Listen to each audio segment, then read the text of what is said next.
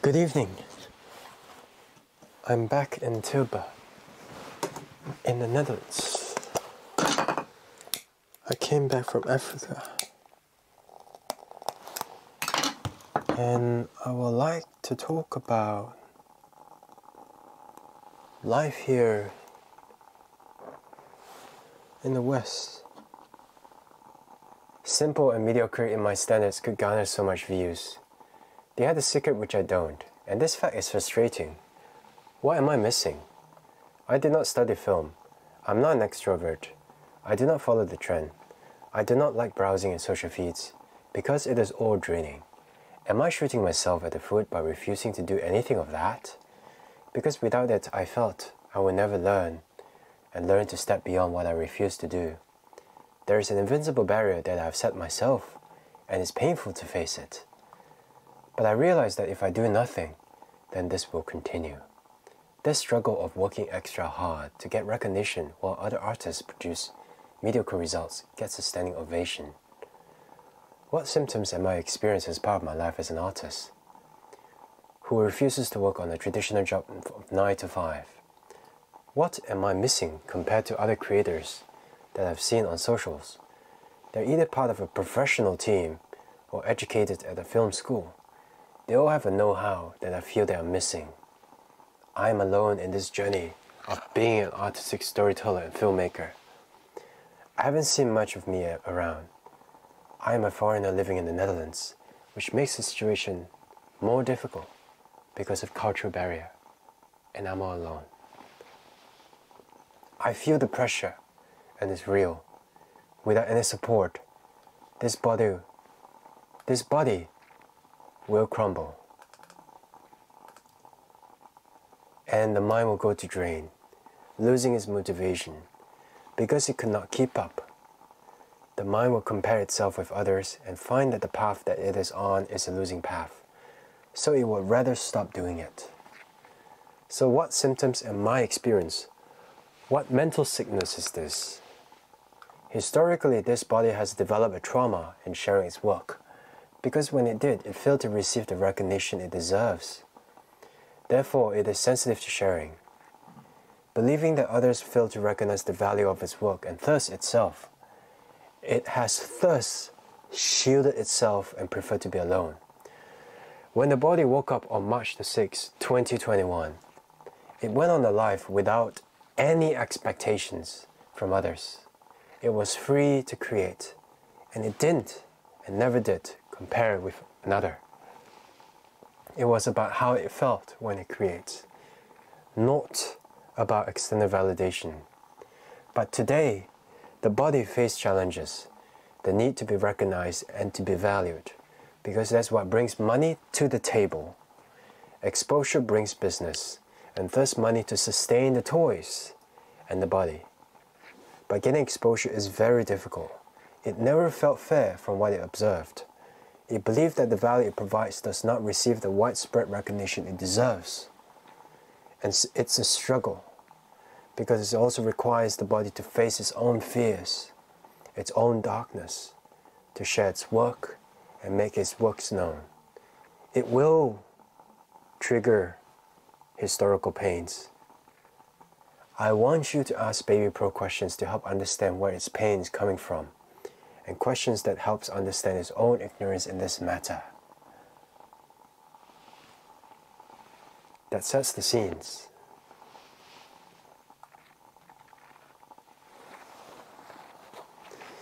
It seems you're grappling with the challenges of recognition in a world where artistic merit and social media merits don't always align. Here are some questions that might help you explore your feelings and situation more deeply. Reflection on recognition. How do you define success for yourself? And is it possible that this definition is evolving? Success.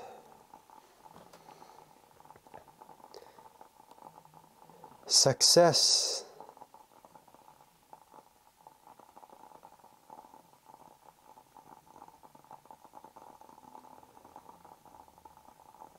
is when there's freedom. Freedom to go on night-crawling adventures, to wake up at 4 a.m. and film cats. To me, that's freedom. And success is to be able to have such experience. This definition is evolving. It has evolved because right now, the body has created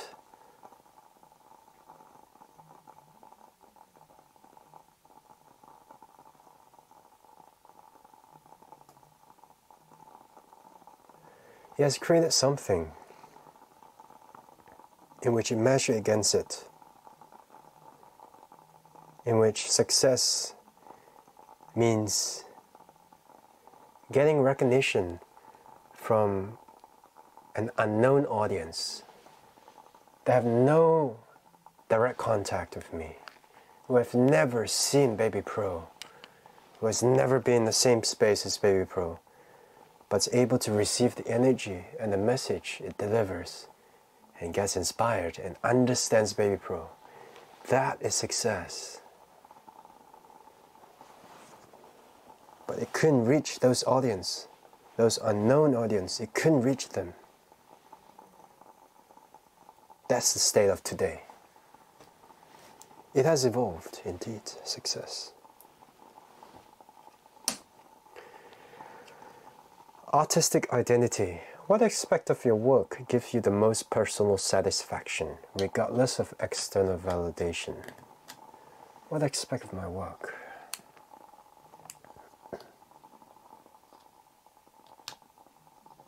The creation part of it. The creation, the whole process of creation. It really is. There's something about it that is just so satisfying. That's why freedom to create is so paramount. Artistic identity. To be able to create. Not to be told you can't create because you just don't have enough money to pay for the toys. You don't have money to get permission. That is not freedom. Comparison with others, number 3.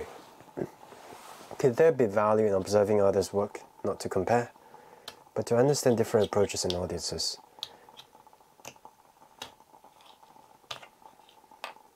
Different approaches. I couldn't understand the approach they have taken. I couldn't understand it. It's a black box.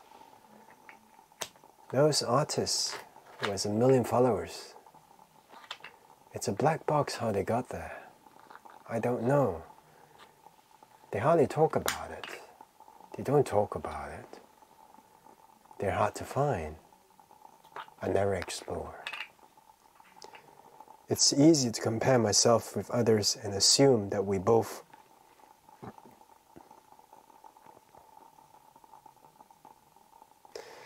It's clear we both took different paths, but it's disheartening to know that my path might not be the right path after all.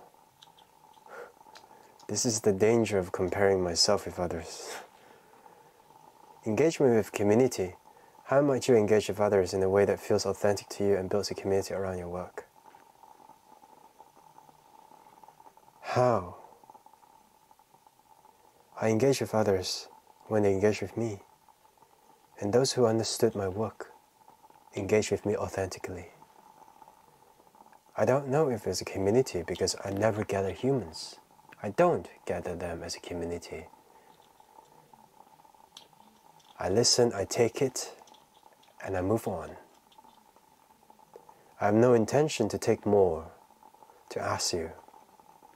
I'll leave you be. This is the message I give to humans. Number 5, learning and growth. What are the most important skills or knowledge you feel you are lacking, and how could you go about acquiring them in a way that's enjoyable for you? Important skills. The skill to build business relationships, superficial relationships.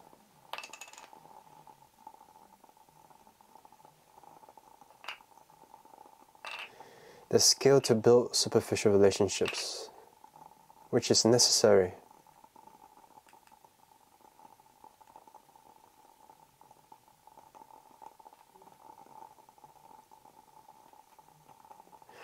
It's a skill that I need to develop.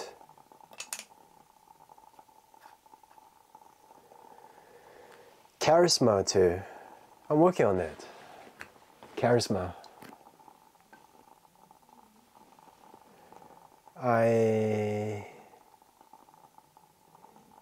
How do I make it enjoyable? To do small talks, to build relationships. If it's made like a game, you know, just like dating was a game. It was fun. It was worth doing it because it felt like a game. So if I make it as a game, it will be enjoyable. Number 6, cultural barriers. In what way could the perceived cultural barrier be affecting your work, and how might you bridge them? Yes, because I have this feeling that the locals are not accepting of me, but I could be wrong. It's so easy to believe that being a foreigner in a country means that you're looked upon differently. Therefore, you're treated differently. I felt that in Africa, so why would it be any different in the Netherlands? It's true. So the energy of discrimination is there. It's about how you acknowledge it and how you get around it. That's the thing. How would you bridge them? By believing that they don't exist. It's true. Number 7, support system. What kind of support do you wish you had, and how might you begin to build or access that support? A support where I have a community who helps me, who recommends me, where I don't need to do the work I'm doing now. But I had to do it myself to learn. What kind of support do you want? I want support where humans can give me access and can do the talking for me. Number 8, historical trauma. How has the trauma of past experiences shaped your current approach to sharing your work? And are there ways to gently challenge its protective instincts? Yes, it has made sharing work with friends very difficult. Very difficult. Only to close friends who I know would respond and react. If someone don't give a response or a reaction, then it will trigger. It will trigger. I can't help it. But this body has really experienced really painful experiences in the past, where it felt not valued. His existence is not valued.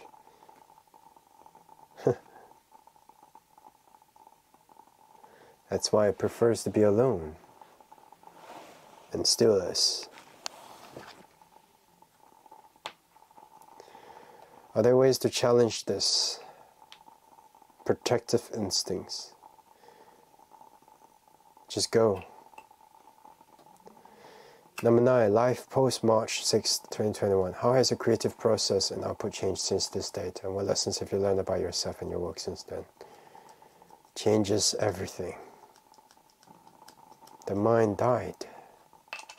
It was reborn and fresh. The body finally is free to move about. And the mind is highly efficient. A baby mind is highly efficient. Number 10, sustainability. What steps can you take to ensure artistic endeavors are sustainably financial emotionally and creatively? What steps can I take? This is difficult questions. Have you explored all avenues for exposure, and are there new strategies you could try to align with your values and comfort zone? I couldn't figure this out. It requires me to juggle facing my fears and taking a step towards experimentation, which is very difficult. It takes time because the body is not efficient.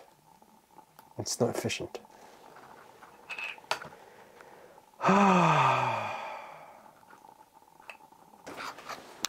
For the last few days,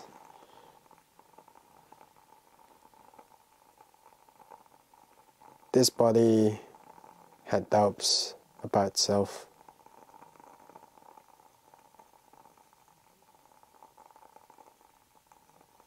Things are slower.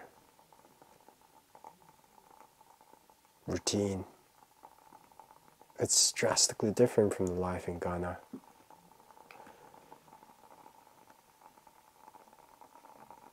But some things are just much more efficient, like internet access, having the screen.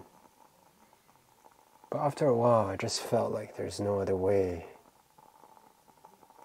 no other things. It's in a dilemma because it doesn't know whether continue to do what it does is the right path, now to gain exposure, to build an audience. Is it investing its energy right? It doesn't know. It really doesn't know. And it is exploring. It's giving it space and time to explore, to find out. It's a period of uncertainty.